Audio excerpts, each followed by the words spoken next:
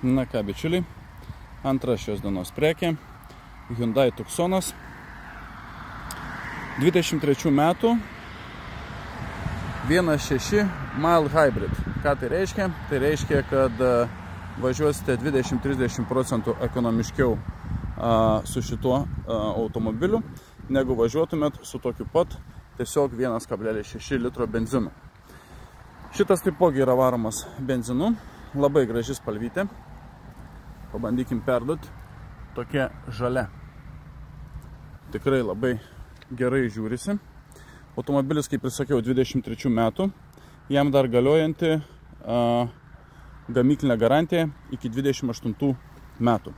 Rida, bičiuliai, vos 28 000 kilometrų.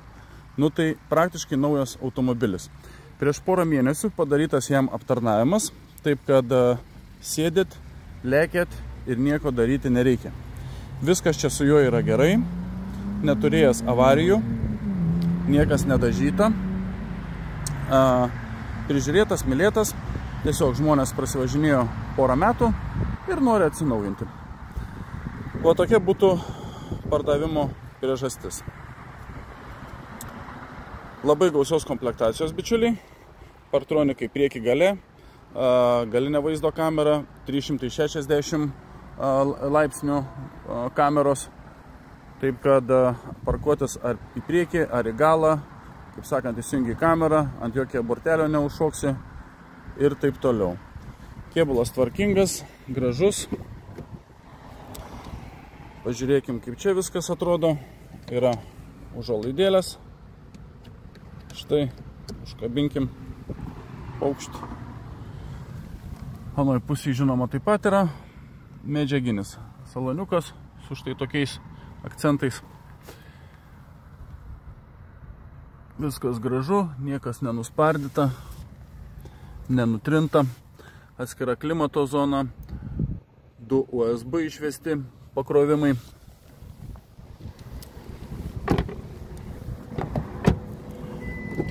Žiūrėkim priekį. Čia taip pat viskas gražu, elektriniai langai užsilenkiantis, visi langai, atsiprašau, vėl elektriniai veidrodėliai, visi langai elektriniai, vairuotojo sėdynė kaip nauja, dar naujo automobilio kvapas viduje, čia taip pat viskas gražu, porankiukas odinis, gera komplektacija, tuoj apie ją pakalbėsim. Tai pradedam. Krell muzika, skamba labai gerai. Vairiukas kaip naujas, pilnai multifunkcinis, distronikas, ženklų atpažinimas, linijų palaikymas, avarinis stabdymas. Kas dar? Šildomos sėdynės, šildomas vairas, nuokalnės stabdis, Partronikai kameros. Įdomiai va taip padarytas sprendimas pavarų perjunginimo. Tai, kaip sakyt, autoholdas irgi. Įjunkim, pavyzdžiui, atbulinę. Štai. 360 atbulinę. Galima įsijungti ir iš viršaus. Galima įsijungti šonus, kad matytumėt. Arba tiesiog vat galas. Kas dar? Kondicionierius, aišku, veikia. Viskas kaip turi būti. Ten apačioje, kaip matot, irgi USB išvestas, 12 voltų, kortelę galima įsidėti. SOS avarijos atveju iškviečiama pagalba automatiškai. Multimedija, čia taip pat viskas valdoma pirštais.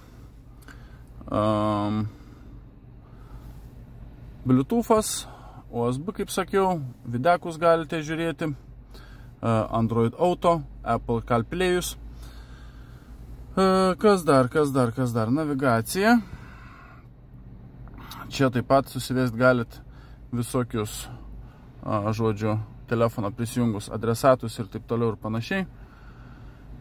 Navigacija veikianti labai gerai, kartu su ženklų atpažinimu šone. LED skydelis pilnas, atrodo taip pat gražiai. Rida, kaip sakiau, 28 600. Įvairūs vairavimo režimai, Tai Eko pavyzdžiui buvo dabar pajungiau, pasižiūrėkit kaip gražiai pasikeičia, Paukšt, Eko, Paukšt, sportas, normalus režimas, 3 važiavimo režimai. Automobilis praktiškai naujas. Nieko blogo apie jį pasakyti negaliu, aišku, jokie tepalai niekur nesiservaluoja, važiuoja tvarkingai, maloniai, niekas nebarška, niekas netarška.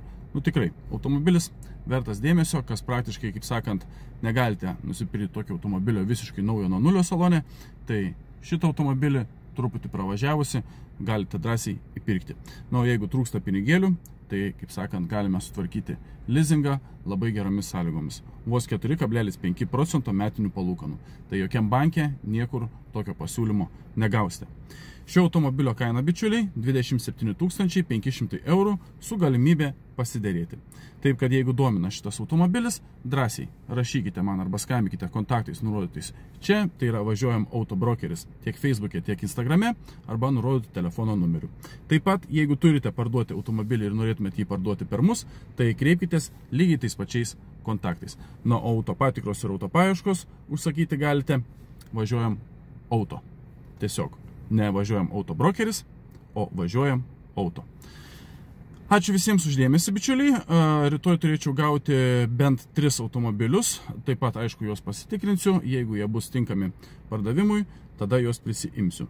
Bet žiūriu, žmonės pilnai supranta, ko mes norime. Taip, kad tų tokių, kaip sakant, netinkamų pirkti automobilių nelabai ir atveža.